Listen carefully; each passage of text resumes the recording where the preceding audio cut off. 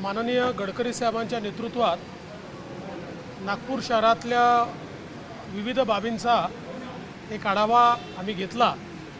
याच्यामध्ये विशेषतः नागपूर शहराकरता एक सिवरेजचा आणि वॉटरचा मास्टर प्लॅन हा जो काही आपण तयार केलेला आहे तो कसा रिवाइज करावा लागेल या संदर्भातली चर्चा झाली। कारण आता वाढता एरिया नागपूर महानगरपालिकेत आला आहे, तो सगळा एरिया कव्हर करण्याच्या दृष्टीनं त्या ठिकाणी चर्चा झाली।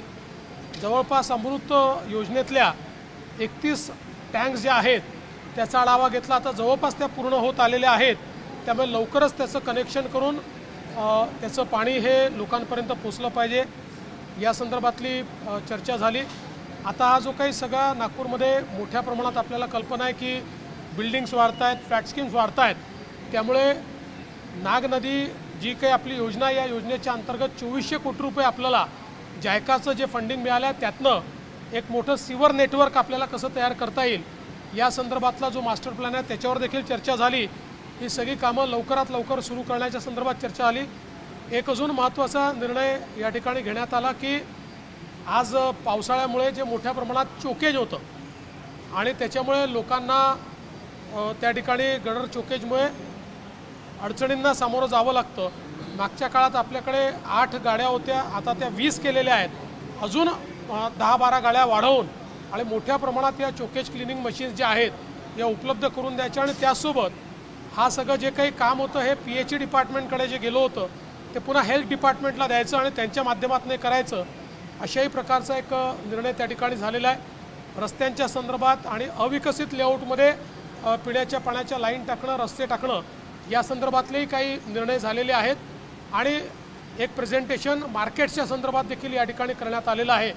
एकूणच गडकरी साहेबांनी सगळ्या आमदारांचं आणि लोकप्रतिनिधींचं म्हणणं देखील ऐकून घेतलं आणि त्यानुसार मग आम्ही जे काही निर्देश द्यायचे ते निर्देश दिले आहेत।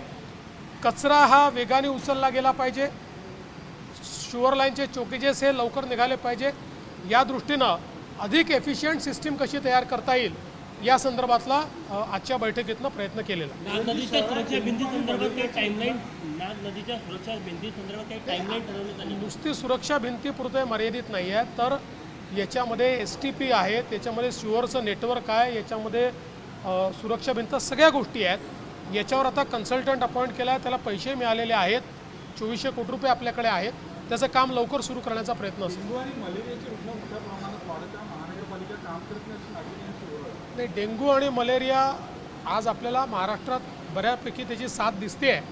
त्या संदर्भात महानगरपालिका सगळ्याच नागपूरसहित सगळ्या महानगरपालिकांना आपण निर्देश दिलेले आहेत, मोठ्या प्रमाणात फवारणी करणे आणि दर पावसाळ्यामध्ये असे जे वॉटरबॉर्न डिसीज येतात ते DCS करता एक आपली SOP आहे, ती SOP सगळीकडे लागू केलेली आहे। देवेंद्रजी, डेंग्यू चिकनगुनियाचा मोठा उद्रेक झाला। चिकनगुनिया पण ही गोष्ट खरी आहे की मोठ्या प्रमाणात तसे रुग्ण दिसत आहेत। आपल्या हेल्थ विभागाने त्या संदर्भात एक आराखडा तयार केलेला आहे आणि सगळ्या महानगरपालिका क्षेत्रात आणि इतरही ठिकाणी त्या संदर्भातली कारवाई सुरू केलेली। महायुतीच्या मुख्यमंत्री पदासंदर्भात जी काही चर्चा होती अजितदादांनी वक्तव्य केलं ते निवडणुकीनंतर ठरेल की अगोदर ठरेल कसं? मी सगळं नीट बोललेलो आहे, विनाकारण कन्फ्युजन तयार करण्याचं कारण नाही आहे। महायुतीमध्ये मुख्यमंत्री एकनाथराव शिंदेजी हे सरकारचे प्रमुख आहेत आणि ते प्रमुख असतानाच आम्ही निवडणुकीला जातो आहे आणि या संदर्भात मुख्यमंत्री कोण आणि काय आणि कोणाचा चेहरा हा निर्णय घेण्याचा अधिकार माझ्या स्तरावर नाही। या संदर्भात आमचं पार्लमेंटरी बोर्ड आणि दोन्ही पक्षाचे नेते म्हणजे शिंदेसाहेब आणि अजितदादा पवार हे मिळून सगळे निर्णय करतील, ते आधी करायचे की नंतर करायचे याचाही निर्णय तेच करतील। त्यामुळे या संदर्भात कुठलीही गोष्ट बोलण्याचा अधिकार मला नाही आहे, पण कन्फ्युजन काही नाही।